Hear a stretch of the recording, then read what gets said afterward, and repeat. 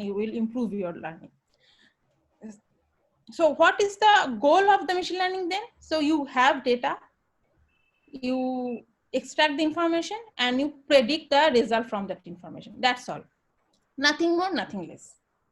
Okay. So goal of machine learning is to predict something new, predict something what user wants from the data by providing by users.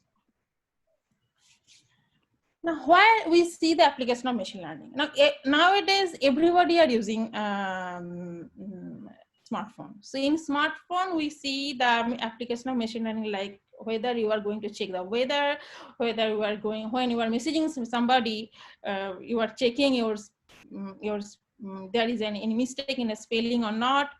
Also in Facebook, like we nowadays we tag our friends in a photo in a like that. So that face recognition is done. Like one of the main algorithm is the deep learning, is the machine learning, and then the translation, then which we call the language processing, natural language processing.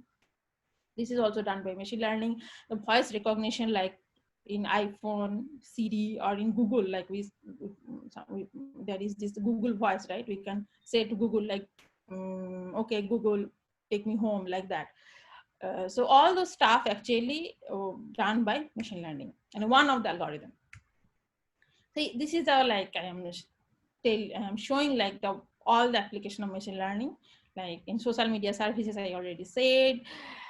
Then this refining search engine, for example, like if a non-particle physicist searches for root, it will give a picture of a tree.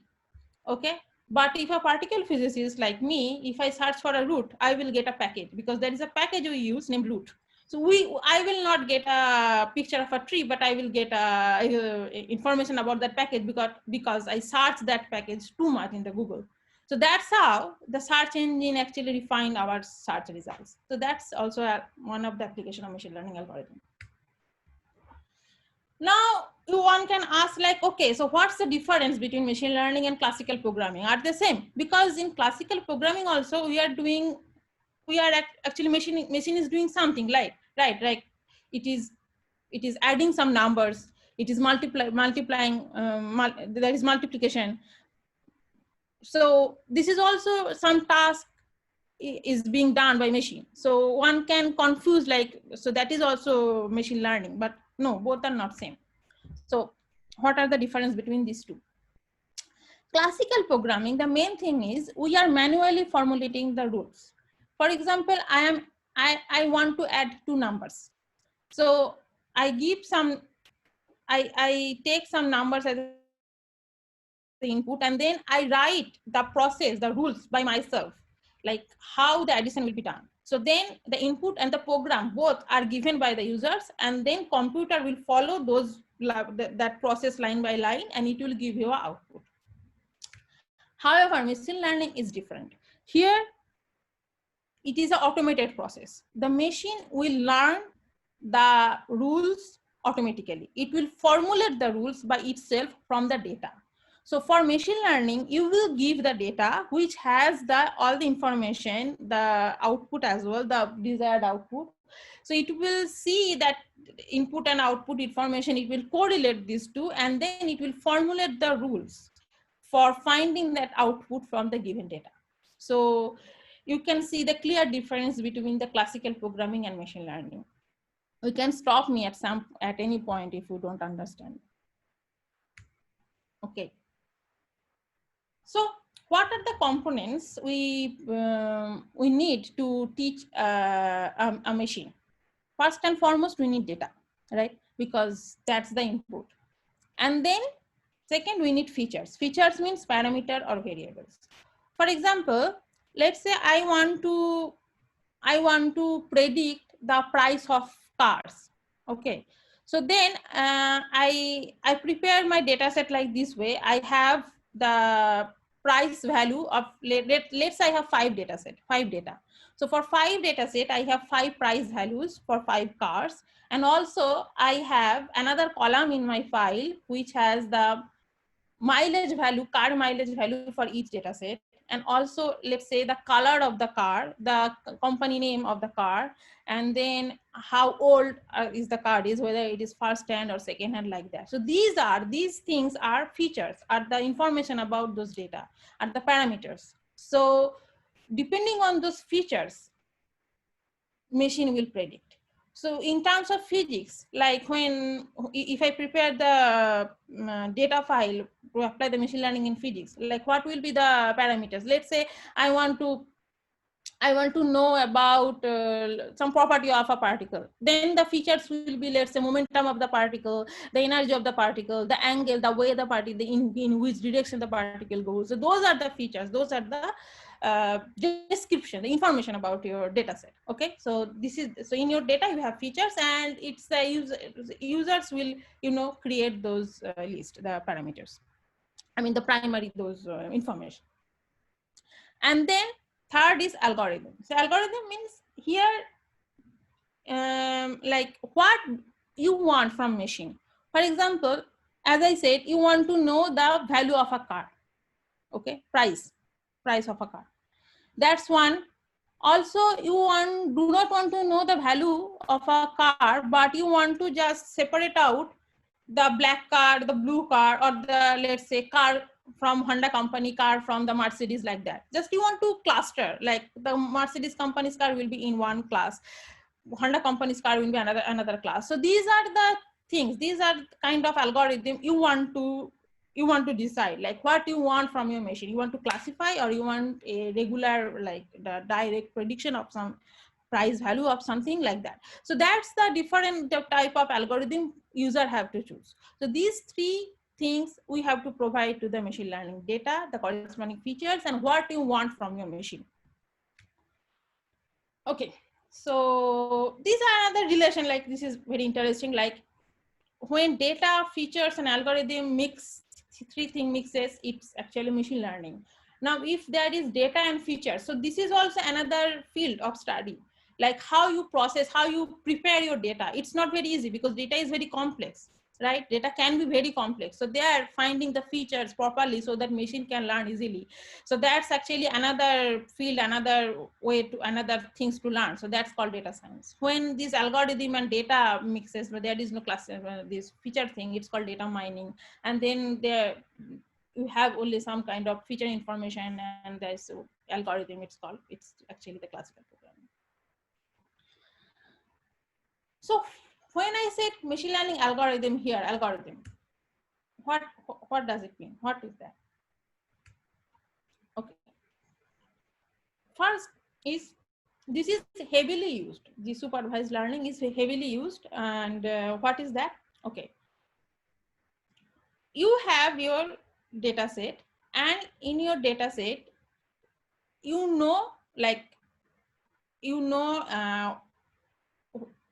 what is your data. For example, here I have a picture of two dogs and a cat and a dog. Okay. And then I am giving this data set to my machine, telling that, okay, these two are dog, this is a dog, and this is a cat. Okay.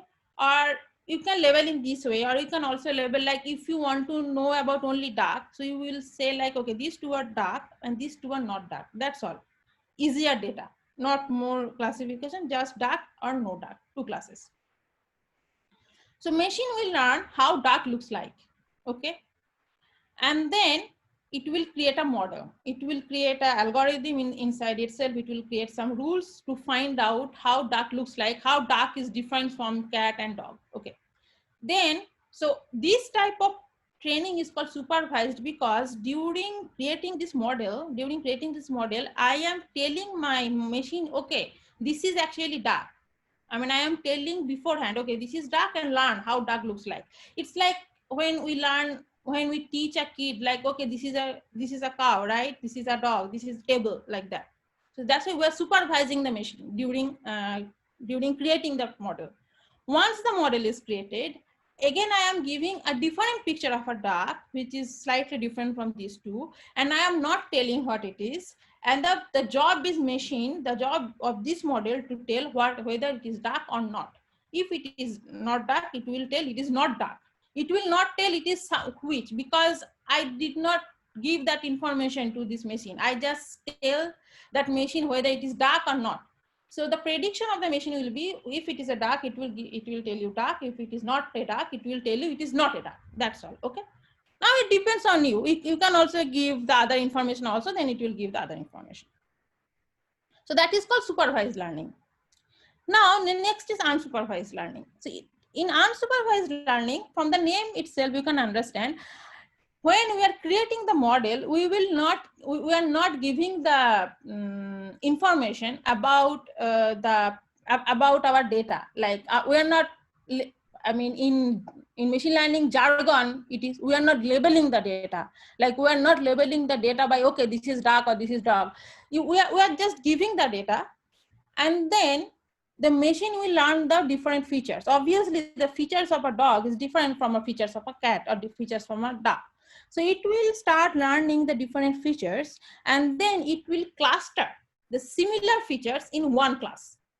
Like these 3 dog will go in one class, dog will go in another class, cat will go in another class.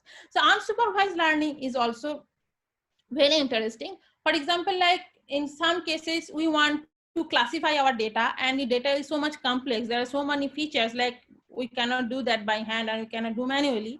So then we will feed the data to the machine learning, and machine this algorithm, it learns the different features, and then it will create the different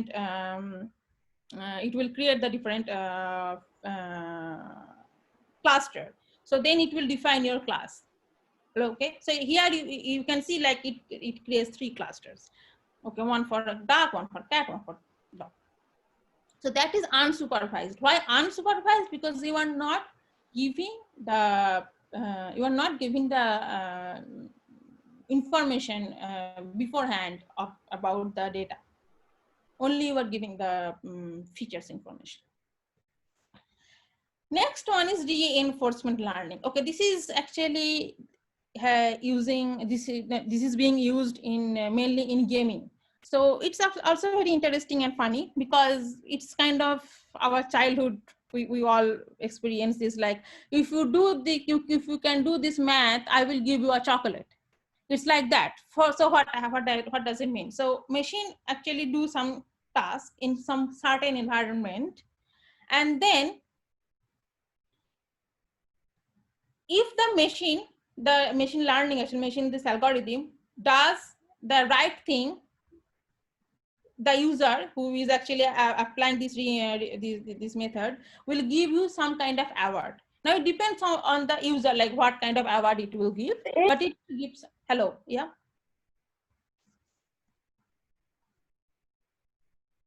Yes. Okay. So so yeah, it depends on the developer who is actually applying this, that what kind of reward it will give, he or she will give.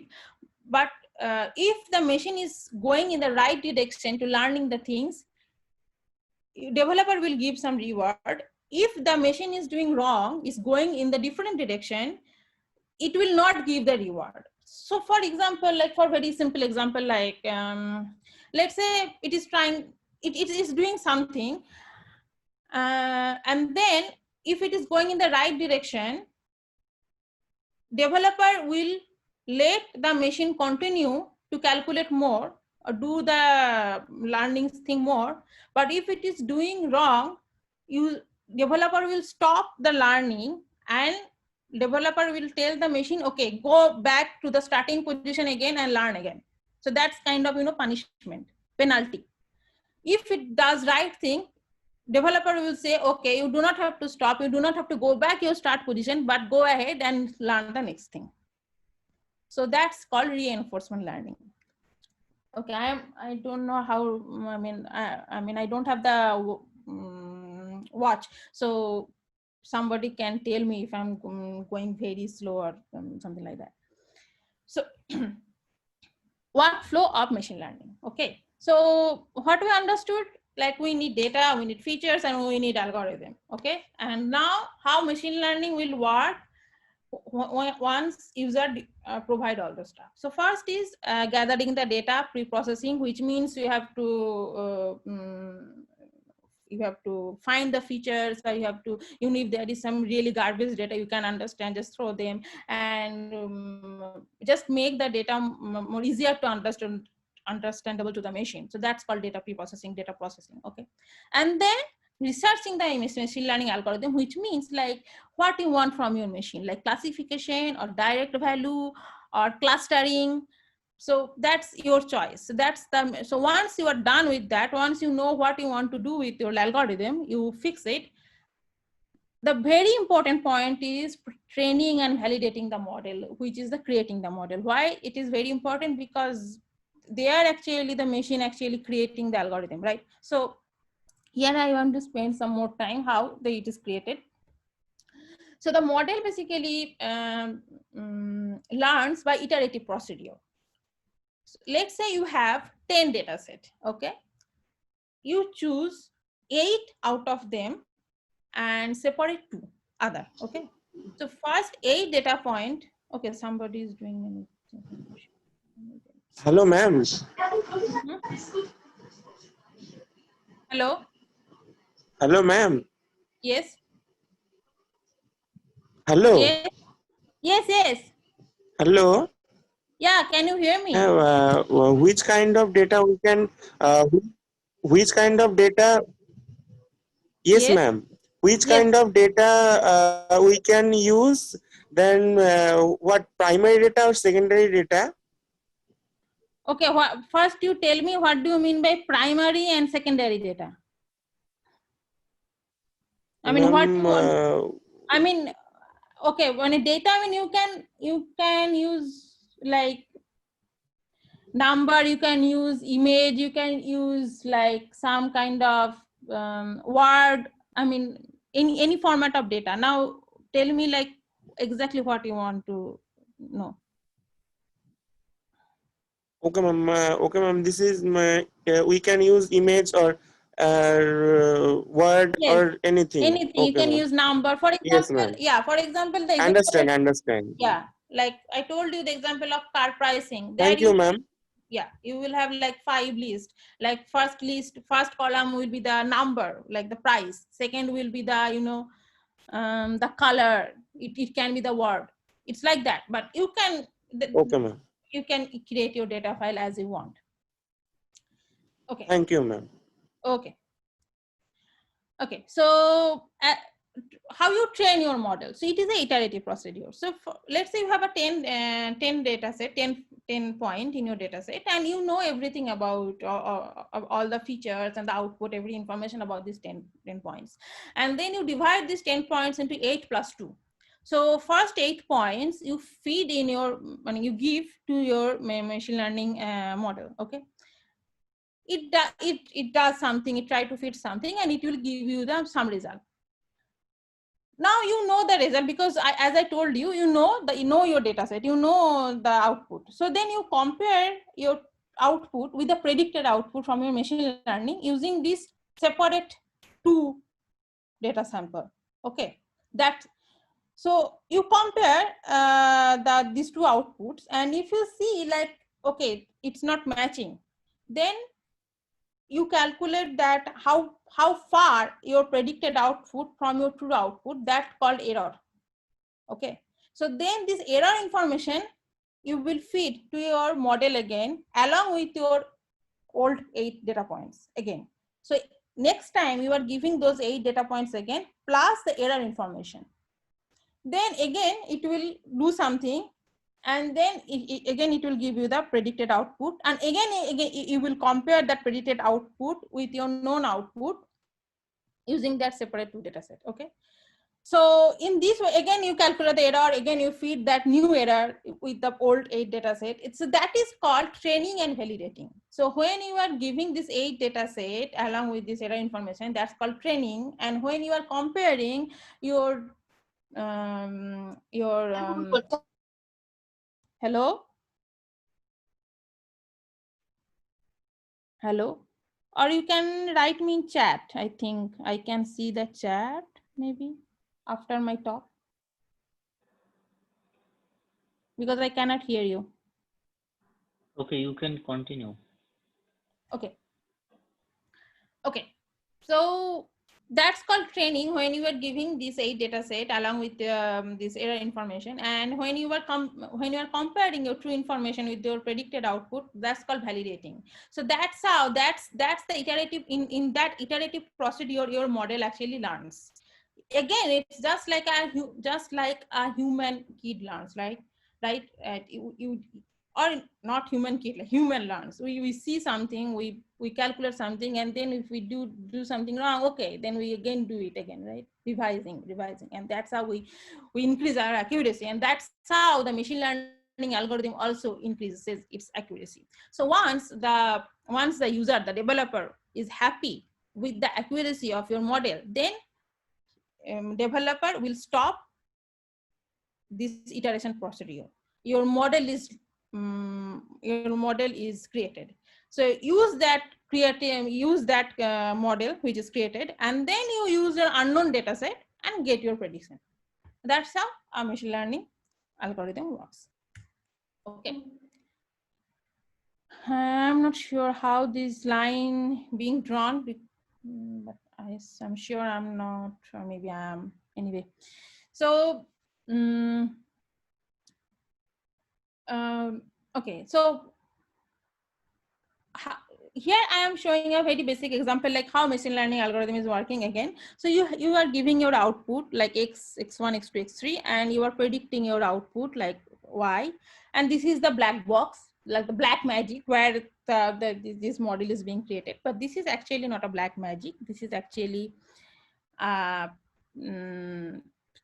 few statistical model, few statistical rules, and some mathematical function. So I can say, like, basically machine learning algorithm nothing but a fitting function, but it is fitting very high dimensionality, very complicated area, very complicated graph. So it needs like million number of parameters, and it is optimizing over million number of parameters, like to fit that complicated graph, to fit that complicated high dimensional data.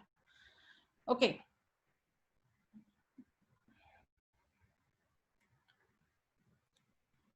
So for example, here I am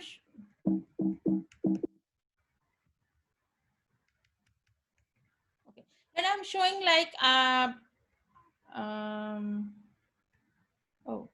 I'm not sure. Okay. So I'm showing like how machine learning basically works. Like, let's say you have some data points x's. Can I stop sharing and share again? I think something is problem. Can you see those? Can you see these lines? I'm not sure, because It it's has not. been drawn. No. Cut it and reshare Yeah, again. I'm gonna share it again. Sorry.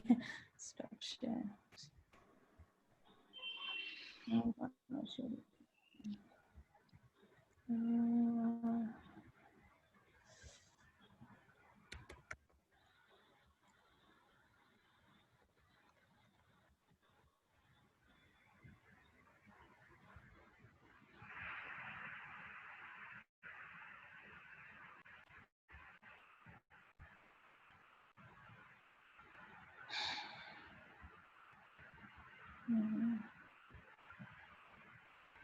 Sorry.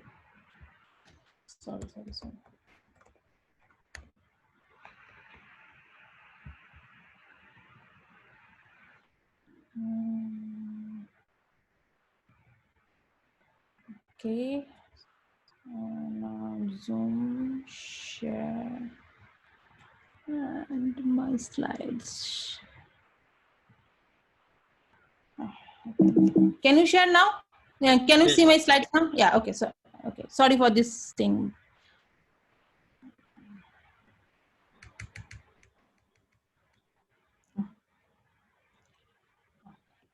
Okay.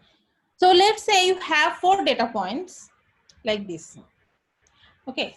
So now and you want to fit them. So what you will do? You will just Hello. We cannot see your screen. You cannot see my screen now. Yeah.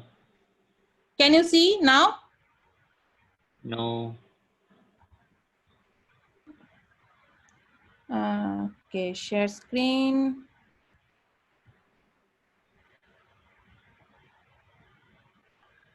Now? Yes. Okay.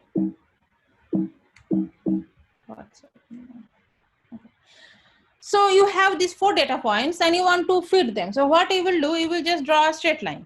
Okay. Once you draw a straight line, then you can calculate the parameter W and B from the straight line using the value of X and Y. So once you find this relation, now if I give you another X value from here, so using that X value and W and B, you can calculate your Y. So that's how you are predicting Y, right? Because now you know the parameter. Now, so once you have your, if I give you some input, you can calculate the Y. This is easy. Let's say I give you this data set. What you will do? You will still try to draw a straight line. So, and see like how it goes. Let's say draw this straight line. So you want to follow 2 kind of strategy here. Like you want to draw a straight line through which maximum points pass, right? Or also you want to calculate like the points which are not on the data line, not on the straight line, like those points, how far from that straight line. So that will give you the deviation, that will give you the error. So you want to calculate that error, the total error, and you want to see like for which line the error is minimum. So there are 2 strategies. Okay. So for this line, you can see like, okay, only 2 points are going through this two line. And also if you calculate the deviation, this is obviously, I mean, you don't know like this is minimum or maximum if you don't draw another line. So you draw another line and you can see, okay, this is also, this line is also not going through all the points. Now you draw another line. So we can see like by this line, maximum points are there. And you can also calculate the error for these 3 lines, like deviation, and then you can find the optimized straight line, optimized fitting function for this particular data set. So whatever you are doing by hand here, the exactly things are being done inside your machine learning algorithm. So basically here you are giving your X value. And then here inside this is called node in machine learning jargon. So inside this machine node, you are actually doing this fitting, this kind of fitting. I am giving very simple example. Don't think like this is the only one, but I am giving a very simple example.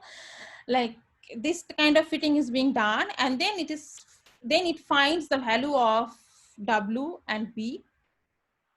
And then next time when you give the unknown X, it will predict the Y for you.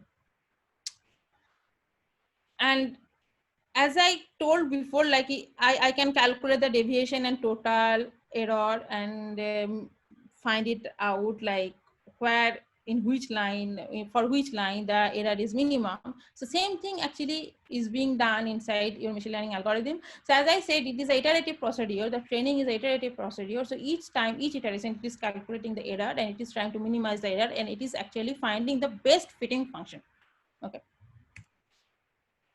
So that's the basic workflow for machine learning. And then complexity, it will become more complex as your data become more complex. It's like that. Okay. Okay. One of the, revolutionary success of machine learning is image recognition nowadays.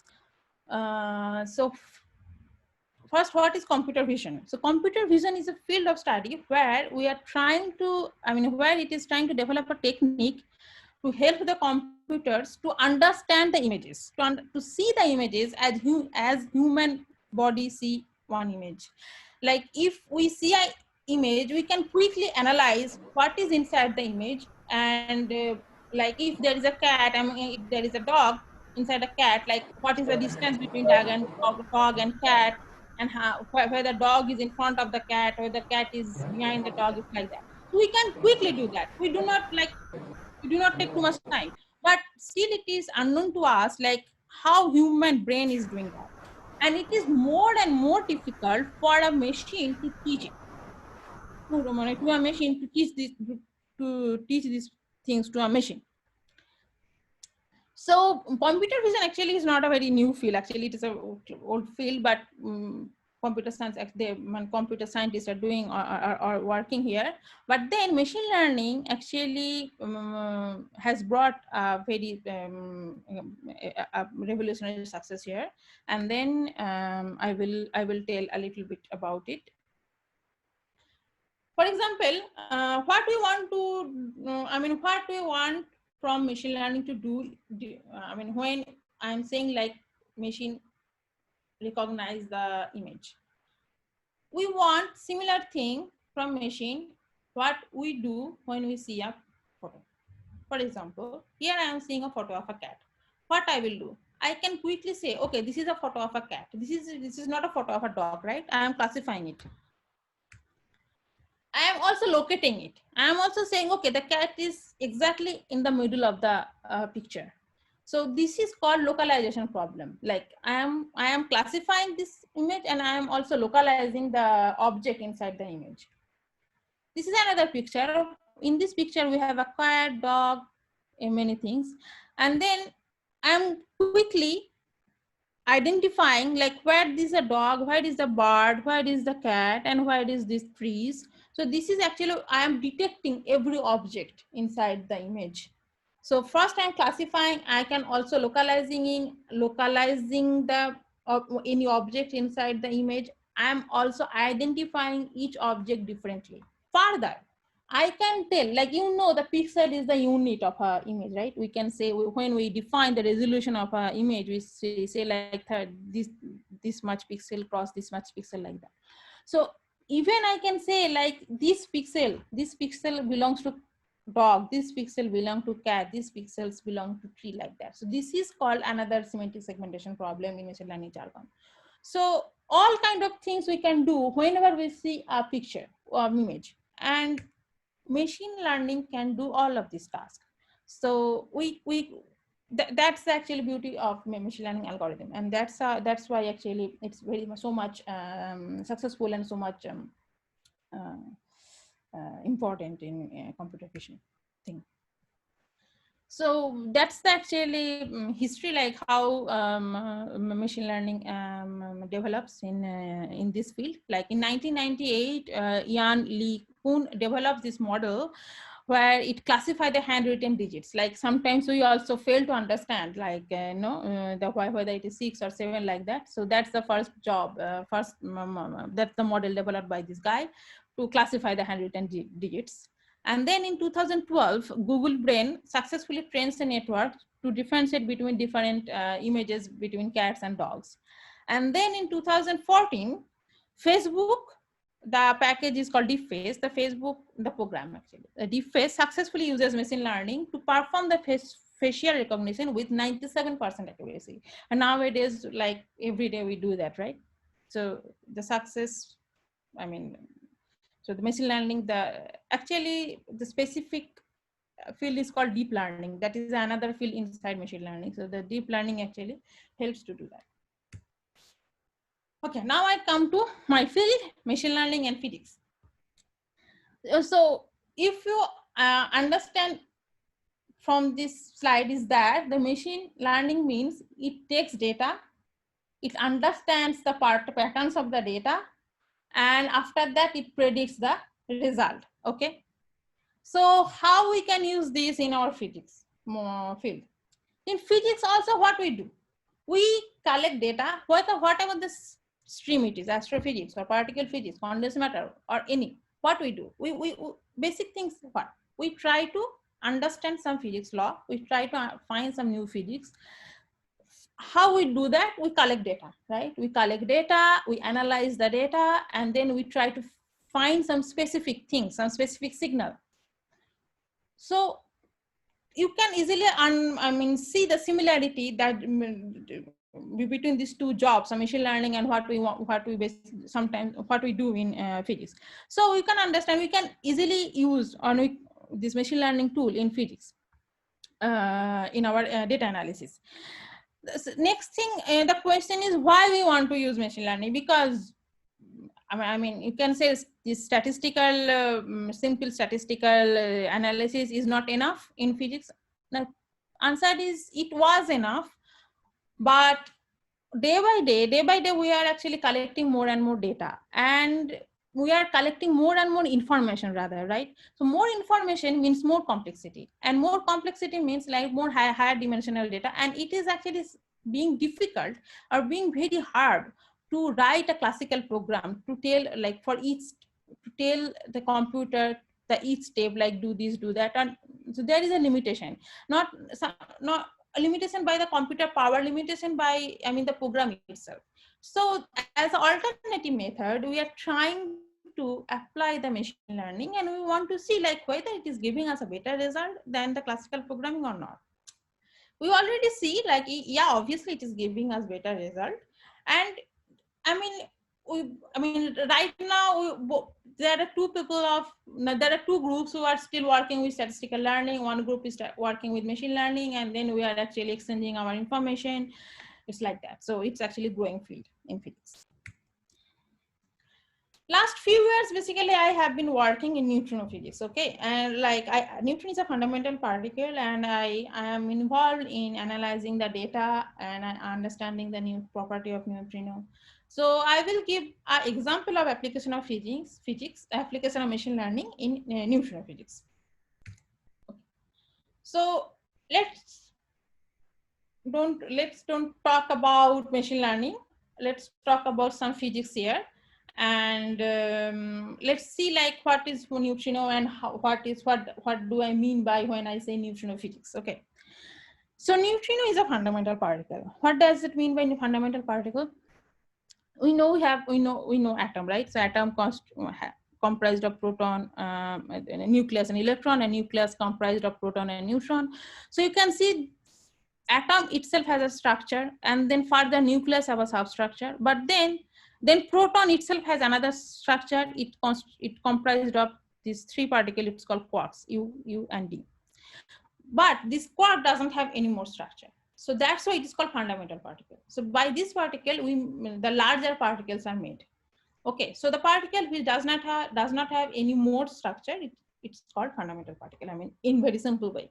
So neutrino is another fundamental particle. So this is the full chart of fundamental particle. Like we have 6 quarks, and then we have leptons, electron, muon, tau, and these three are also leptons, then neutrino, and these are also fundamental particle. And what's the other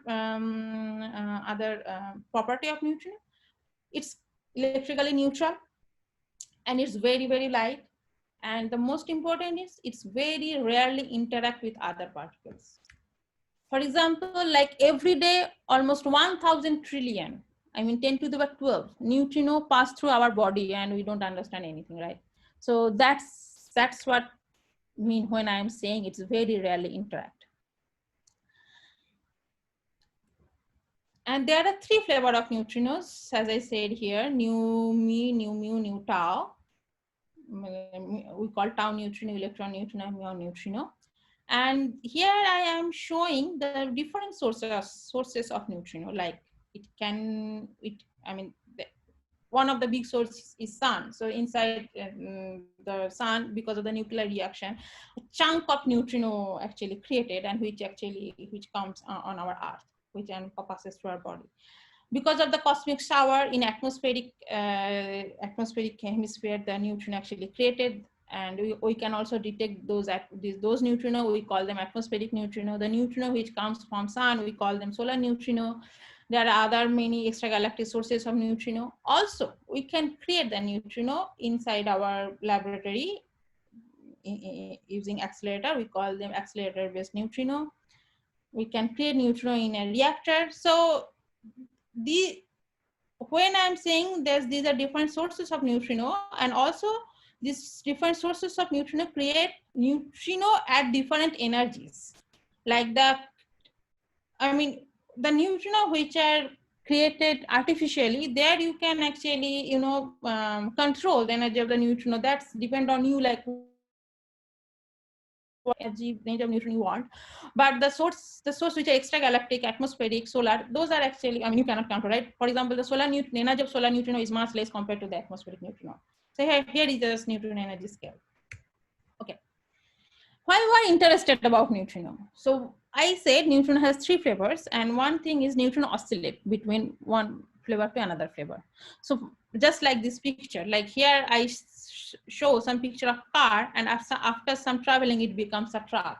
It sounds funny, but neutrino exactly do like that. So like at some, let's say there are some muon neutrino created, it travels some distance, and then we find that this muon neutrino actually converted into electron neutrino. It's like that. So that's phenomenon is called neutron oscillation. And in 1998, this phenomenon actually discovered in Super Kamiokande experiment in Japan by Professor Kajita and Professor Arthur McDonald won the Nobel Prize in 2015 because of this discovery. Before this discovery, this discovery, or because before this theory, it is thought that neutrino is massless. Neutrino is so light that we used to think like neutrino mass is 0. But this phenomena, to have this phenomena, neutrino must have mass. Whatever the mass is, whatever small it is, but it should have some mass. So that's very interesting in discovery. So there are many experiments are going on in right now, and many future experiments are also coming up to understand the neutrino property, like what's the absolute mass of neutrino and other parameters, like how it interacts and all those stuff. Here I want to advertise this thing where I did my PhD in India. So India also has its own program on neutrino. It's called India Based Neutrino Observatory, or INO.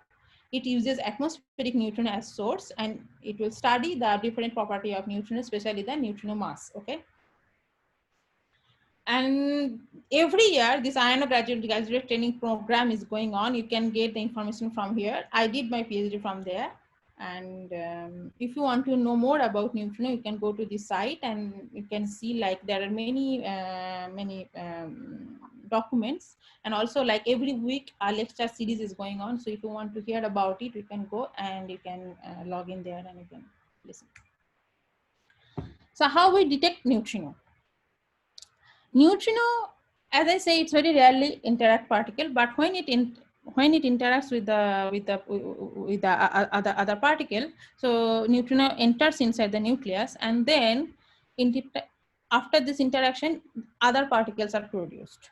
So these other particles, when it goes outside of this nucleus, this I am showing here.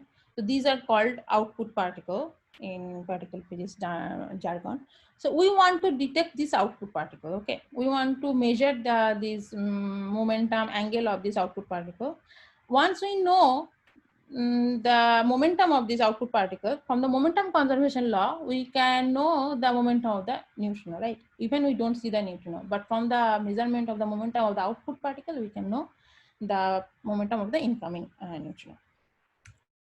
So that's what is being done in particle detector. So particle detector is nothing, but it wants to measure the momentum, and it wants to identify the particle. That's the basic goal of a particle detector. So when a particle goes through a detector, it can go through a collision or it can decay. That's called an event. Like here I am showing a picture of an event, okay? And the exact point where the decay or the collision occurs, the exact point, it's called interaction point. And inside our particle detector, we have tracking devices. The tracking devices actually can detect the path of electromagnetically charged particles. So that path of electromagnetically charged particles called track. From this track of charged particles, we can calculate the momentum, the energy of this particle, the angle, and then from those calculations, we can go back and calculate the information about the input particle like this. These are the track of the particle. These are the different pictures of neutrino detectors. So this one, the middle one, where the neutron oscillation actually discovered. So these small ball-like things, basically the tracking devices. It's called photomultiplier tube. And here this is basically a boat, and on this boat there are 2 humans. Okay, and why this is boat? Because this is a water. So neutrino interacts with this water and then gives those output particle like this. And those output particles will be tracked using these many of tracking devices. So you can easily understand like how big the detector is. Like as I say, neutrino very rarely interact, so you need really very big detector or dense material to increase the probability of interaction. So this is another detector of neutrino, which basically on South Pole ice cube. It is called ice cube. So it is natural detector. The ice on the South Pole acts as a detector for neutrino, and we put electronics things there to track the charged particle. And these are other some kind of other neutrino detectors. I work in Minerva. Minerva is another neutrino neutrino nucleus cross-section measurement experiment, which means it measures the neutron interaction with different kind of particles, let's say water or iron or inside lead. So interaction probability of neutrino depends on what kind of material it is, how dense it is, right? So the interaction probability inside lead will be different from iron. It's like that. So that's the full picture of the Minerva detector, and you can see how big it is. This is the one human, and this is the big detector. So we create the neutrino beam artificially inside Fermilab, and then here I am showing the detector in like this is the projection of this whole detector. So it interacts with one of those materials, and the event look like this. This is the interaction point. These are the tracks. Okay, this is our tracking device. Typical events inside Minerva look like this. So let's say this is the interaction point. Neutrino, we cannot see neutrino, but we did see the interaction point. And from this interaction point, we can see the output particle. This is a muon, this is pion. This is another kind of event. Another kind of particle actually are created like pion. Muon proton is there, and this is pion. And this is another kind of interaction like muon is there, but other small particles are also there. So these are typical event inside a detector looks like. What machine learning can do here? What we want to do using machine learning? So let's say, so I show you three kind of events. So let's say I want to do the, clustering the events, like same kind of events will be one class. So let's say this is one kind of event, but there are only two output particles. I want to put it in one class, okay? And in these are another kind of events. I want to put it another class. So here I am classifying, yeah. So it's called classification, image classification, right? I mean, you got the idea about image classification in the previous slides. Then also we want to know exactly where the interaction point happens. Like, so that's what it is, localization. Like it is inside the, exactly at the center of the tracking devices, or it is slightly, left or slightly right side. It's like that, okay? So it is a finding of interaction point like object detection. And then again, like semantic segmentation or clustering means we want to classify like pixel by pixel, like each hit point, okay, this hit point from which particle, this hit point from which particle is like that. And particle identification for sure, that is very important, like whether this is muon, this is proton, and this is pion. So different kind of things you can do using machine learning. And the most interesting part is this power of image recognition of machine learning, and that's we are heavily using because it's very powerful. By which sense? When I talk about data processing, like you have data, and then as I said, you have to also make your data so that it is easier to understand to the machine. Like you have to list the features and some like which is the important features which machine wants to learn, something like that. But if you are doing image analysis, you actually do not have to do that part, that feature engineering part, because image itself carries all the information. What you have to do is just you create an information, you create an image of your event. Because this event, each point actually carries the energy information as well, energy and time information as well. With that information we get from our electronics. So this image also carry those information. For each point, it carries the energy and time information. Also, it carries information about our interaction point, everything. So what your job, just create your image of your event. That's what we did here. So we just create image here for our event. So these are all events. This carries the energy information of each point. This carries the time information of each point. And this image we use as an input to our machine learning algorithm. So don't confuse with this middle thing. It's the algorithm. You take it as a black box. And here I am giving a true input image, and then slowly, each layer, each node. You remember the node, right? Where I wrote that function if equal to wx. So you can consider this as a different node like that. Each node actually extracting some information from here. So in this way, it is actually extracting all the information and everything, and finally it is predicting the final result. So see, it's very similar, right? And then we do more analysis of this image, and we became sure, like, okay, here it is muon, and this is also muon. It is also telling muon. So now it is actually depends on the user, like how you label your image. Okay, you can label the interaction point, you can label each one, like everything, like it depends on the user. So when we do this, we use some known data set. We create our model using known data set. When we are doing this, we know, okay, this is muon. We are telling this algorithm, okay, this is muon, learn how muon looks like, and then and predict about it.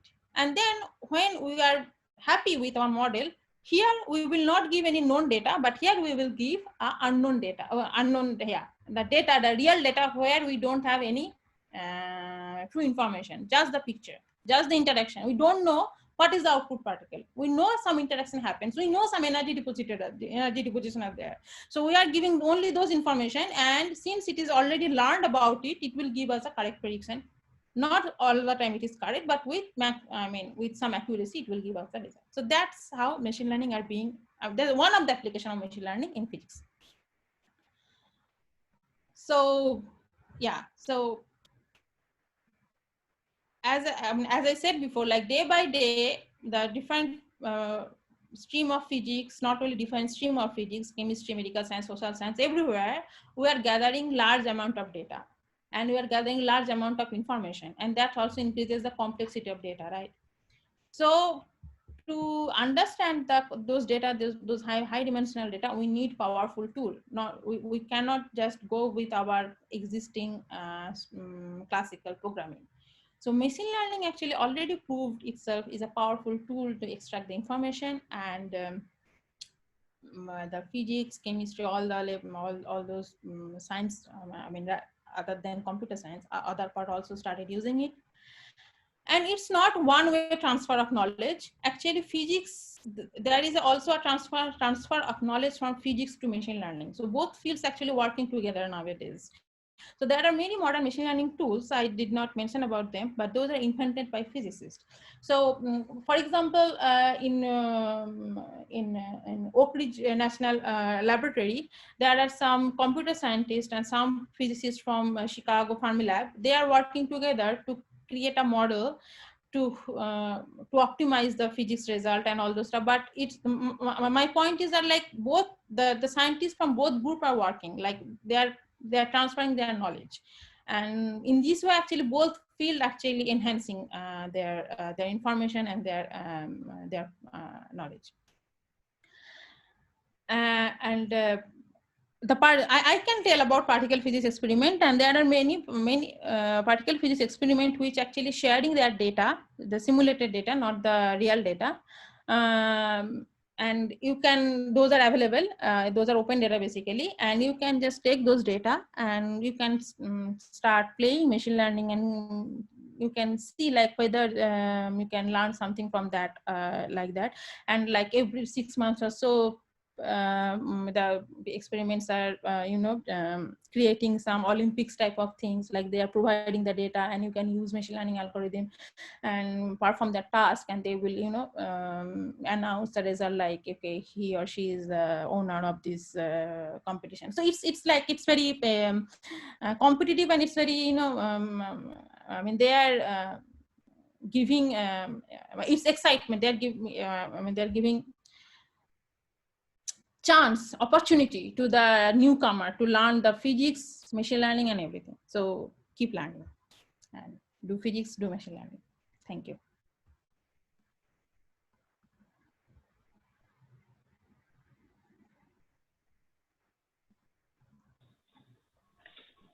Thank you, Dr. Hello. Yeah. Hello. Yeah. Thank you, Dr. Anushree Ghosh, for wonderful presentation in a simple way. Today we have Android mobile search engine, Google in hand. We can search anything, any information about whole world. She told about some website. You all can go through those websites and get information about neutrino detector, anything about particle physics.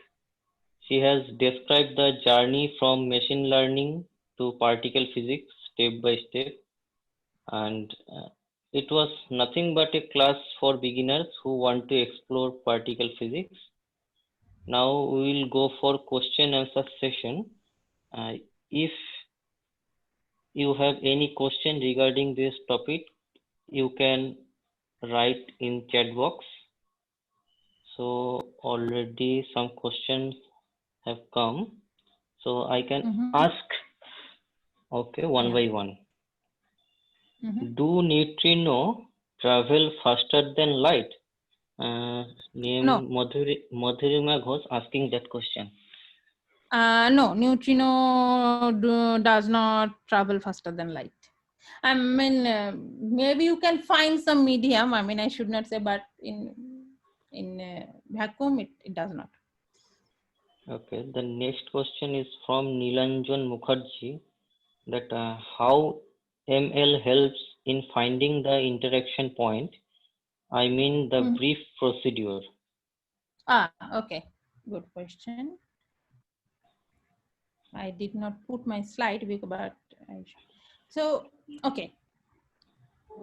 You can see this is the image. Okay. Now I say there are three types of algorithm: supervised learning, unsupervised learning, reinforced learning. So for finding the vertex point, let's say we will go with supervised learning. So what we do, we create the image and then